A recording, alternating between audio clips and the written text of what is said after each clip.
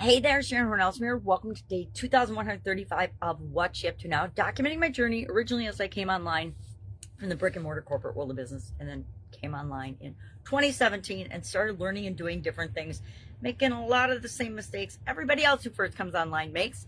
It's hard to admit that I've done that, but I absolutely positively had. And today I've actually done 2 videos and they both worked the first time, which fingers crossed this one will as well. It's been a tough couple of weeks for technology. Technology's just been giving me kind of a little bit of fits, not bad fits, but fits nonetheless. So today we're talking about in both the Get Your Goals Annual Challenge, and I tried to talk about a similar topic in my Supersize Your Business group so that I'm consistent in my thinking and what I'm sharing. Today we're talking about priorities, the origin of the idiom to set one's priorities. It's a relatively new idiom. It's from the 20th century, at least in America. Of course, priority and priorities comes from the Latin word priori, or let me see if it's priority, I can't remember. And prioritas, which means first in rank. Priority means most important or top most important thing, and that's exactly what our priority means. And we talked about, and I gave 7 tips on, or not 7, I gave 9 actually tips on how to set priorities and what's important with respect to setting priorities and why we even want to do it for the challenge. And in the challenge we're picking today what are our top 3 priorities right now, and I shared what mine are because didn't even take me 25 seconds or 30 seconds to come up with these are the 3 things that are most important to me. Why? I've got my brain trained to think in terms of priorities. And when something comes up, I automatically run it through one of the tools that we've talked about in the challenge this year. One of my favorite ones is the urine analysis. Is it urgent? Is it, what resources is it going to require? Is it necessary? Is it URIN, necessary, is it important? Is it necessary? Is it, how much effort and energy is it going to take to deal with the thing? And I run it through those filters and give it a rank order in my mind automatically, so I know, do I need to take care of it myself? And one of my first filters is now after, is it urgent, important? Is it necessary? Is it, what resources and what energy is it going to take to do? Is it up to me?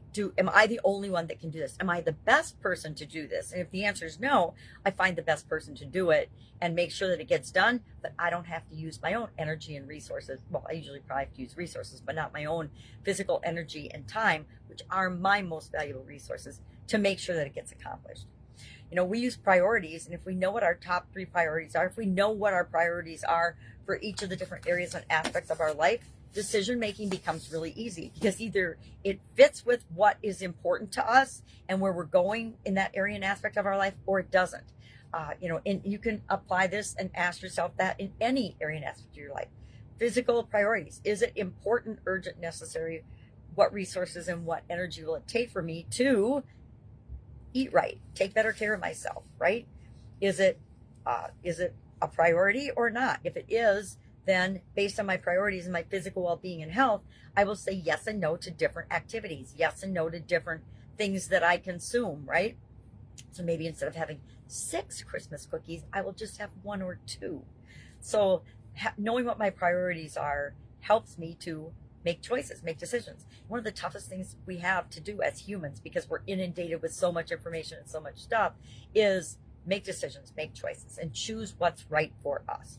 Now, as far as when someone tells you to get your priorities straight or get one's priorities in order, I have found in the past that whenever anyone outside of me tells me that, when I ask myself that question, it's empowering and important.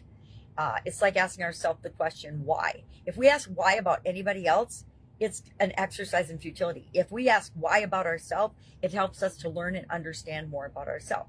The same is true of us asking ourselves what our priorities are versus someone else telling you, get your priorities straight. Whenever I've been told, get my priorities straight, get my head out of my you-know-what, or get my together, it's by somebody that is judging my decisions and my choices based on their priorities, not on my own. And we need to remember that we can take that with a grain of salt, just like we do feedback. Feedback's important, but just because somebody gives us feedback doesn't mean we accept it as true. It's their truth but that doesn't mean it's our truth. So love this topic. Love to know, could you right now say, these are my top 3 priorities? And could you do it in a minute or less? Because if not, then we probably need to go back to the drawing board and start going through and really being honest with ourselves. What are our priorities? And are they the priorities that they should be for us? If you've ignored your health like I did for 20 years and you have a sudden cardiac arrest and drop dead, maybe health needs to become a much higher priority and physical well-being on your list than it was before. I had to, following that event, totally throw out and revamp and rebuild and reset my priorities. Because my priorities before that, nobody needed to tell me. I realized in a very big way that they were messed up and they needed to change. Hopefully you don't have to go through that kind of an experience. I don't recommend it. But each of us have our own journey. All right, if I can help you anyway, ask. Otherwise, have an awesome day, and I'll, of course, be with you tomorrow. Bye.